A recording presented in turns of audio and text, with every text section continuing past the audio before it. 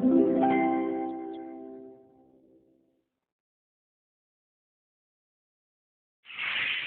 عليكم ورحمة الله وبركاته. محبي قناة طيور محترفي طيور السينما. النهاردة إن شاء الله معاكم في أول حلقة من السلسلة بتاعتنا. إن شاء الله هنتكلم عن كيفية تجهيز عيش البادجى. إزاي نكون عيش أو نكون قفص أو نجهز قفص. بإذن يا رب إن شاء الله نعرف إيه مكونات قفص البادجى الاسترالي، وإن شاء الله يكون فيديو ممتع معكم تتابعون. طبعا قفص الاسترالي قفص طبيعي عادي جدا، مفيش أي مشكلة. بيبقى قفص العرض بتاعه 40 سم وطوله حوالي 35 ل 40 سم برضه. بيبقى قفص مربع عادي. طبعا بتختلف من كل واحد للتاني، هو عايز يربي ايه. في واحد بيربي طيور الزينة لمشروع يتكسب منه، تبقى هواية ومشروع. في واحد تاني بيربي طيور الزينة كهواية، جوز عصافير بسمع صوته بستمتع بشكله بألوانه. على حسب اللي بيربي طيور الزينة. فطبعا انا بالنسبه لي انا عندي في المزرعه طبعا ما بربيش في اقفاص اللي هي الاقفاص العاديه اللي هي زي الاقفاص دي. الاقفاص دي بتشيل جوز واحد بس وبتاخد مساحه. فانا مش بفضل في مزرعتي طبعا ان اربي حاجه زي كده، ولكن هي مناسبه لحد ممكن يكون بيربي عايز جوز يستكشف جوز بجوزين، عايزهم كمنظر كهوايه تستمتع بصوت. ففي ناس بتستمتع بان هو يبقى قفص بالشكل دوت، يبقى دي الهوايه. ولكن في ناس ثانيه بتحب تكون هوايه وتكون كمشروع تجاري. وطبعا هنتكلم عن قصه المشروع دوت في فيديوهات قادمه ان شاء الله.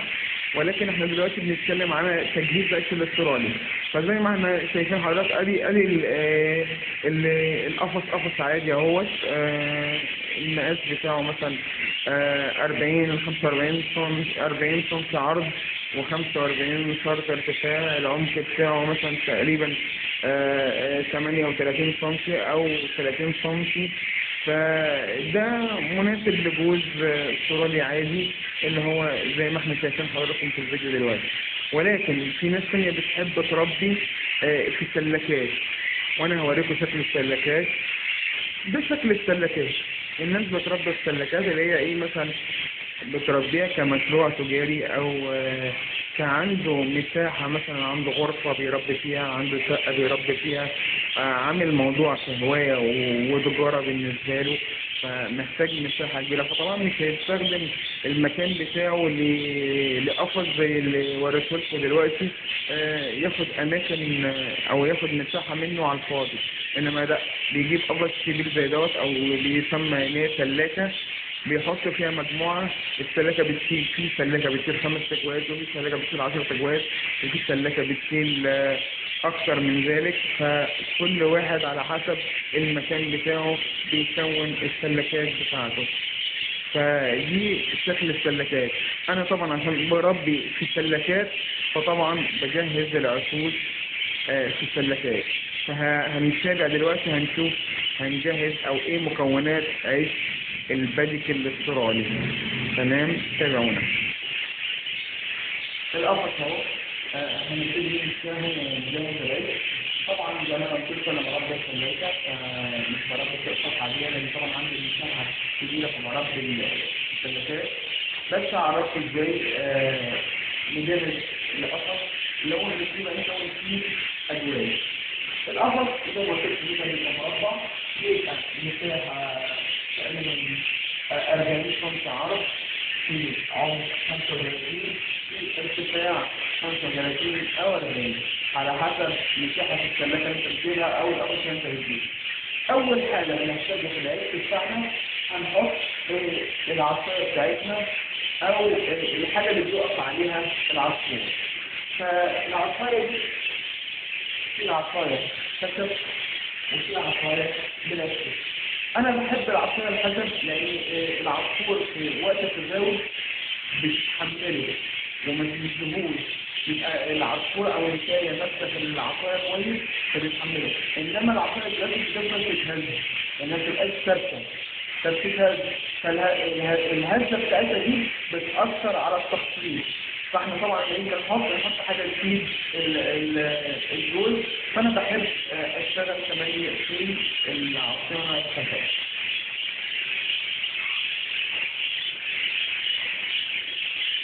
مرة كده كده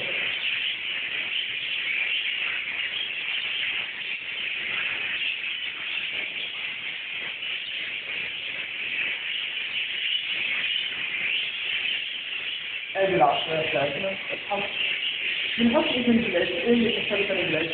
دي بنحطها عشان يتزاوج، وبنحطها بالعرض كده عشان يكون في مساحه للعصفور ان هو يروح ويجي يروح ويجي، ما يبقاش مثلا كده بتحطها بطول القفص، فالطول من هنا او بعمق القفص، العمق من هنا المساحه صغيره فالعصفور مبقاش واخد راحته، انما بعرض القفص يبقى العصفور واخد راحته ودي تروح وبيجي عليها، عشان حتى في التزاوج بتنفع الذكور، وهنتكلم في الموضوع ده ان هو بيساعد الانثى ان هو في مرحله التزاوج. الحاجه الثانيه دي مسكه الثدييه. مسكه الثدييه اللي هي عظم السمك، اللي هي عظم السمك بيتقال عليها الثدييه بتاعت زبد البحر، بنحط فيها العظم السمك هنا اهو وبنركبها. العصفور بيحبها جدا جدا، يحس ان هو يحزق منها، مفيده جدا للكالسيوم، تبقى القشره البيضاء، مفيده لحاجات كتير قوي. طبعا هنتكلم عن كل حاجه دي بتبقى العصفور قريب، بس احنا بنتكلم دلوقتي على تجهيز القفص، فدي بنحطها له كده. تمام. بعد كده برضه بنحتاج النسخه والأكلات. أنا بحب كمان لكل قفص عندي بحط أكلتين، أكلتين وأكلتين. ليه بحط أكلتين؟ أنا بحط أكلة للأكل اللي هو الحبوب اللي هي زي الزنيبة والبلسم والفرارس وأي حبوب بتحطها عندك، وفي أكلة ثانية للأكل الطري. الأكل الطري اللي هو زي البيض بالبقسماط، اللي هو زي القمح المبلول أو القمح المستنبت، زي مثلا سلطة الخضار، أنواع كتير قوي من الأكل الطري هنتكلم برضه عنها في حلقة التغذية إن شاء الله في يومنا. فدي بالنسبة للأكلات. بعد كده بنحط له نبدأ بالشوربة. طبعا اللي بيربي البلكونات يحتاج كمان يحط حاجه زي كده اسمها سوسته للامان، اللي هو عشان العصفور الاسترالي من الطيور اللي هي ذكيه جدا، فلو انت سايبه كده من غير امان بيفتح الابواب، بيتعلم منك. شوف انت بتاكل وتشرب بتفتح الباب وبتقفل الباب، فهو اتعلم منك ازاي يفتح الباب، فهتلاقيه يفتح الباب ويطير. لو انت بتربي البلكونه كمان ما تلاقيش الجوز، فانت للامان تحط الشركه بتاعتك الامان. تمام. دلوقتي محتاجين نركز بقى العيش بتاعنا. العيش دي بقى انواع، في منها العيش الانجليزي، في منها العيش المتوسط الحجم، في منها عيش اللي هو البادجى الاسترالي الصغير خالص. وطبعا في المراحل المتقدمه دلوقتي احنا بقينا نربي كل الطيور في العيش الانجليزي الكبير لمزايا كتير قوي. اولا لاتساع العيش الكبير، العصفور بياخد راحته والنتايه بتاخد راحتها، تعرف تاكل الزغاليل كويس. ممكن الذكر والنتايه بيخش جوه البياضه بياكلوا الزغاليل، والزغاليل بتبقى واخده راحتها والعصفور بيكبر براحته، بتبقى جميله ومفيده. انما العصفور البياضه الثانيه القديمه كانت صغيره جدا، فكان العصفور تقريبا كانت معجنه في بعض او كانت بتموت بسبب الفضلات او فدلوقتي بتشتغل على الاسترالي الانجليزي اللي هو الحجم الكبير، يعني وثمنه برضه بسيط، يعني مش غالي قوي، بس تفرق من واحد لثاني، وباذن الله هيكون جميل جدا استخدموه، هيبقى كويس معاكم. بنيجي كده نستخدم العيش، نستخدم طبعا الباب دوت، لان الباب دوت بيطلع منه. لو انت سبت من غير تسديد العصفورة ممكن تخش جوه عشان تموت، فيروح الباب مقفول عليها ما تعرفش تخرج تاني فممكن تموت. فاحنا بنثبته السلكة وانت بتقول المنطقة ده بدل ما ندخل البيت فيه. طبعا العيش اهو ده شكل العيش. كده عيش كبير مربع عريض. طبعا من الخامات الموجودة العيش دوت بيبقى ليه بديل ده فوق وده تحت ده عشان تبص منه على الطيور من فوق. لو انت متضايق او مش عارف ان انت شايف ان انت حاجه تقع منك العيش. طبعا العيش دوت فاد كتير. يعني زمان كان في عيش صغير كنا بنفتح ونحط ايدينا تحت البياضه كده بحيث ان مفيش حاجه تقع من الطيور. انما دلوقتي ممكن تفتح من العيش دلوقتي بيبقى بدرج داخلي فانا هوريك دلوقتي. طبعا ادي قدام من فوق لو انت حابب تدوس على البيض او المساوي يا بيضه كده فبنفتح من فوق ده اللي هو ده العيش من قدام. بنبص برضه من هنا ده شكل العيش دورك دورك.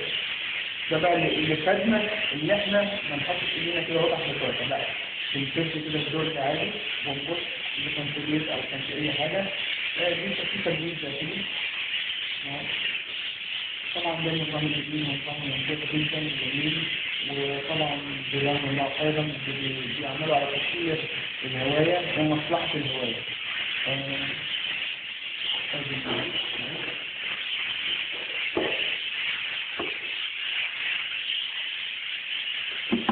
طبعا مش ثابته لما هنبدا زي ما احنا شايفين ده الكلام مربوطه اهي.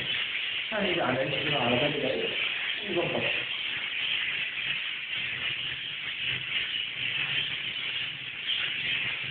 كده. يبقى المفروض عيش الاسترالي جاهز كده.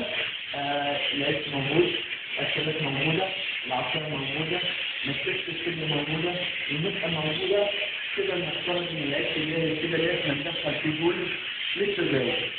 هنتكلم بعد الفيديو ازاي نختار جول، ازاي نجمع الطيور، ازاي نبص على صحة الطيور قبل ما نجيبها. لازم نطمن ازاي نعرف ذكر وانثى، لان في ناس كتير قوي ممكن يجمعوا جول شهرين او